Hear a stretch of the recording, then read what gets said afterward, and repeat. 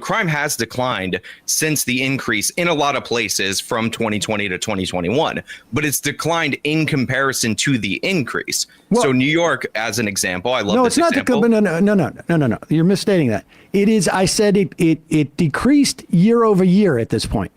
Yeah, year over year, because you're talking about. You're not like you're discounting when the peak of crime in this country, or a decade ago. Or 2 decades ago.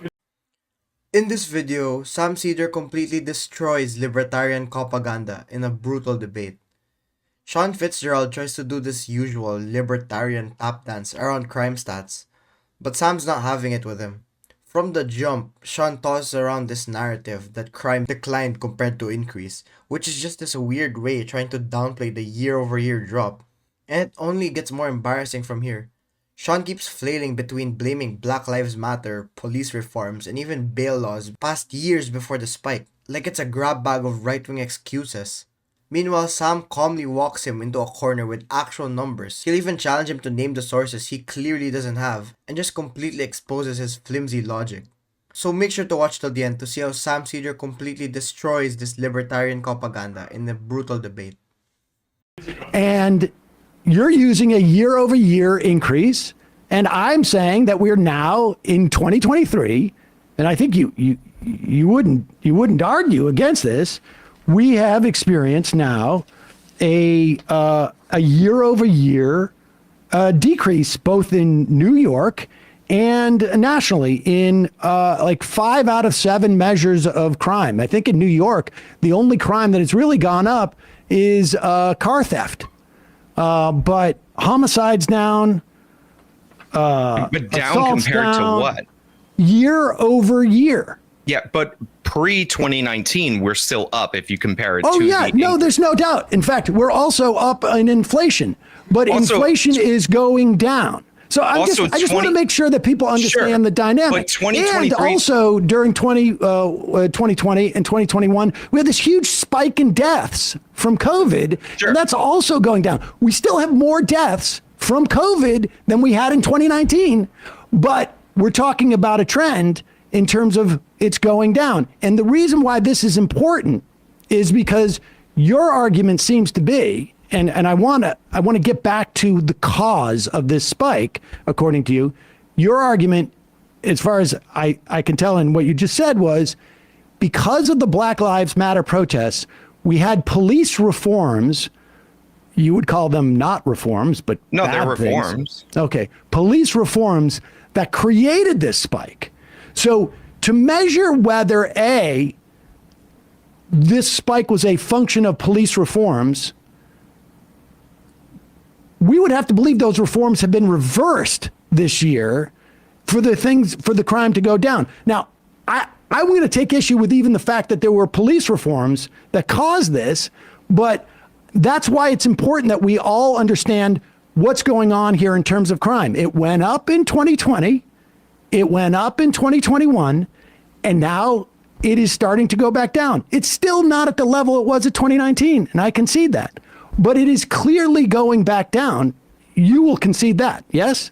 Well, yes, depending on the area, but also you would have nationally, you would have to use 2022 numbers because the 2023 numbers are incomplete.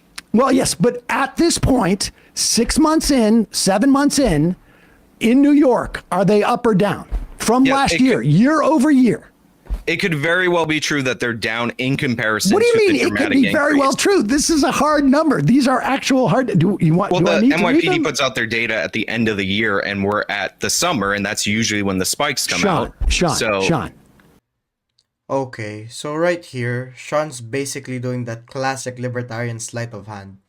He tries to reframe the drop in crime as like, yeah, but it's only a drop compared to the big spike, which is okay, but that's literally how trends work. Like Sam isn't letting him play this semantic game. He's pointing out the obvious. We're in 2023, and the crime is going down year over year across most major metrics. Homicides, shootings, assaults, all trending downwards. That's not just some random fluctuation, that's a sustained pattern. Sean though just keeps trying to pretend that unless we're back to 2019 numbers, the drop doesn't count. That's like saying inflation isn't increasing just because prices haven't hit 2019 levels. And Sam literally uses that same analogy to show how dumb the logic is. Like, bro, just say you're upset the narrative doesn't fit. And when Sam pushes him to concede the numbers, Sean just suddenly hides behind the years and over, like it's some gotcha. Dude, these are monthly reports. Everyone uses them. Stop acting like the data's behind a paywall at Langley. Sam's just basically saying here, just stop spinning. The numbers are clear. Crime went up during the pandemic, then it started falling. If reforms caused the spike, why is crime falling without rolling those reforms back? Sean's just got no answers here because the theory was bogus to begin with. Take it from June, just the 6 months. Do you really not know those numbers? You know those numbers. If I have those numbers, you have those numbers. Come on. 2023. What crime am I looking at? Look at the top 7 crimes. I mean, I don't understand how you don't have these numbers. If I could find these numbers, this is not what I do. I don't talk about crime that often. Like you say, I downplay it, as far according to you. And the fact is that crime numbers are down. I mean, people can Google this. Look, here's a story from Patch. Nearly every major crime in New York City drops sharply. New stats show. This is from the Comstat. Yes, there's a decrease in 2023. And homicides are down 3% from June 2023 to last year, June 2023.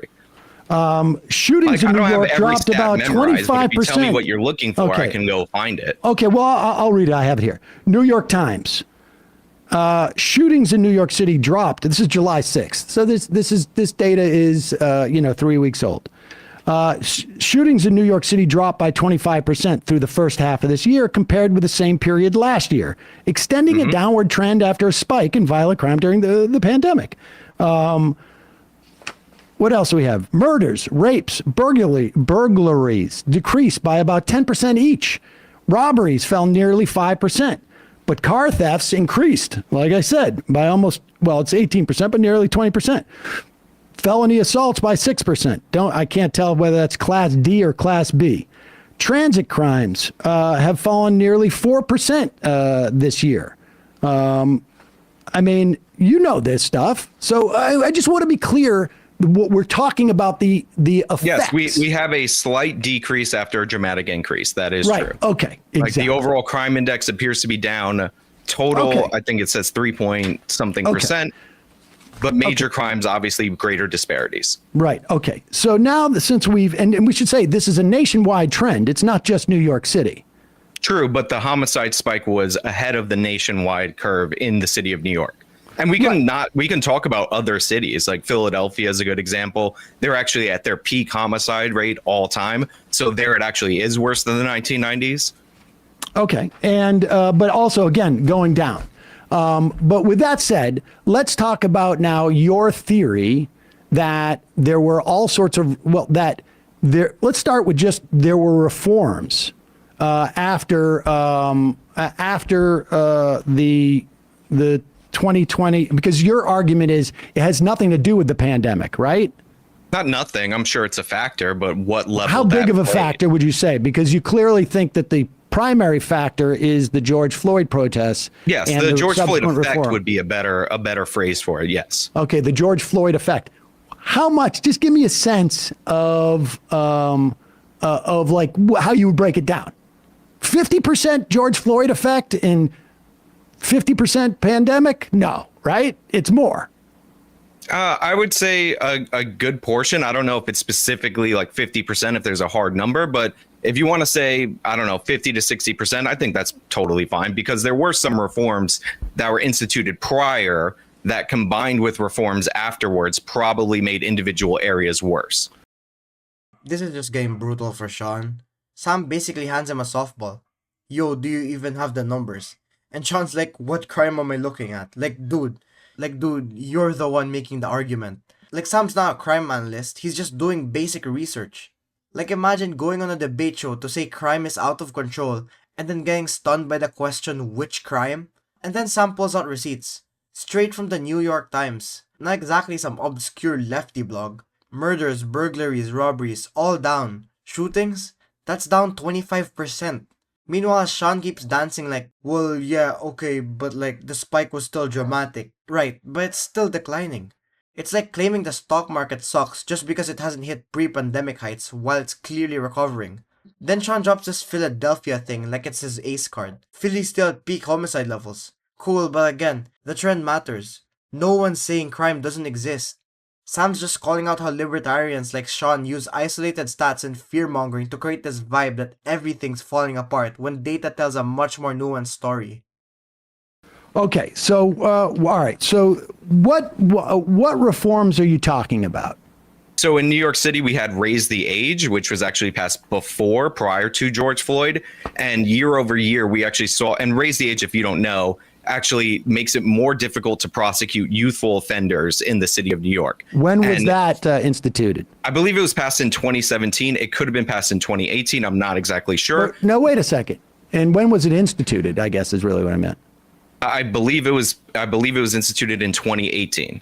So, but your whole argument is, I mean, you pegged it literally to the month.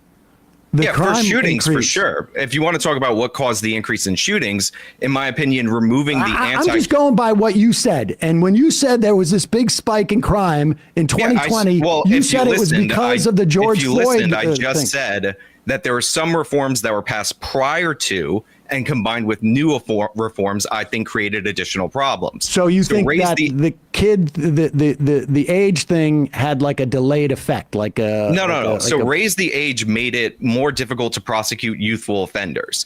Now we had bail reform, which actually came into law in 2020, which made it more difficult to hold people on certain charges, including gun possession. When combined with Raise the Age, that led to a spike of youthful offenders carrying guns. However, this didn't really come to fruition until Bill de Blasio got rid of the anti-crime unit, which was the unit designed specifically to target illegal guns. So it's a confluence of factors that led to an increase in youth shootings and youth homicides in the city of New York. What now? How did those? I'm just going to stipulate for just the moment that that's why we saw this spike in New York. How did those reforms in New York implicate the spikes that we saw nationwide? Because we really did see spikes nationwide, didn't we? So there are different reforms that we can go to that are passed in different individual areas. So every reform that was passed around, and all these reforms went when? Right at the George Floyd protests. Well, we were talking about New York, but there are different reforms that were passed nationwide. Some areas. You're talking about causality, and I'm asking you, we know that crime went up nationwide, and you say it was in June of 2020. That's when it went up. Shooting spiked specifically in June, July of 2020 when they got rid of the anti-crime unit in the city of New York. Okay, no, but at the beginning of this entire debate, I mean, nationwide, one of the biggest factors I think driving crime across the nation would be the decrease in the police force. So we had a lot of officers retire early. This is something that we're seeing across the country. The NYPD is seeing it. The LAPD is seeing it. Rural departments in Middle America are seeing it. And a decrease in recruitment because they're not pulling the numbers that they actually want to see. So I think nationwide, if you're talking about a blanket thing that happened that it led to an increase in crime, then I think the decrease in the overall police force is definitely a factor. So yeah, by the end of this thing, Sean's entire theory is basically duct taped together. He jumps from Raise the Age laws, passed years before the 2020 spike, to bail reform, to blaming de Blasio, then finally lands on, well, actually cops just retired. Like bro, pick a narrative. Meanwhile, Sam holds the line here, just calls out the gaps and forces Sean to admit there's no clear causal link between reforms and the national spike. And honestly, it's kind of wild watching a guy argue that reforms in New York City somehow explain a nationwide trend without being able to connect any real dots. What this really shows is how fragile the libertarian propaganda machine is when it turns against someone who actually understands data, timing, and policy. While Sam's got timelines, causality, hard stats with no bias, which clearly shows in this debate. And speaking of bias, are you getting tired of getting news from biased news sources? One outlet says one thing and another says the complete opposite? How are you supposed to know what's actually true? That's where ground news comes in. It lets you compare how different media outlets, whether it's left, right, or center, are covering the same story. So you can see the full picture instead of just the echo chamber. And here's the best part. Click the link in the description and get a 40% off the Vantage tier, which gives you even deeper insights in media bias and political trends. So stay informed, think for yourself, and check out ground news in the description down below.